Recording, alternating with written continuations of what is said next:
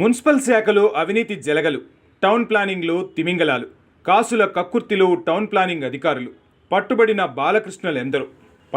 బాలకృష్ణులెందరో, ఆదాయానికి మించిన ఆస్తుల దిట్టలు, అవినీతి కంపు, అధికారుల పసందు.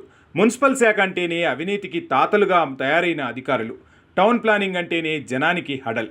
Residential permission, commercial building, G+1 permission, 6 ఫ్లోర్లకు నిర్మాణం, ఇరుకు సందులు, ఇష్టానుసారం బిల్డింగులు, గాలి కూడా దూరనంత సందుల్లో అపార్ట్మెంట్లు, భూమిని గుల్లగుల్ల చేస్తూ బోర్ల మీద బోర్లు, నాణ్యత లేని నిర్మాణాలు, పేకమేడల భవంతులు, ఫైర్ సేఫ్టీ లేకుండానే దొంగ డాక్యుమెంట్లతో నిర్మాణాలు, అడుగు తీసి అడుగు వేయలేం, 2 ఆటోలు ఎదురెదురు వస్తే ముందుకు వెళ్ళలేం, 10 ఏళ్లలో లక్షల నిర్మాణాలు, నిత్యం లక్షల సంపాదనలు, కోట్ల రూపాయల ఆస్తులు.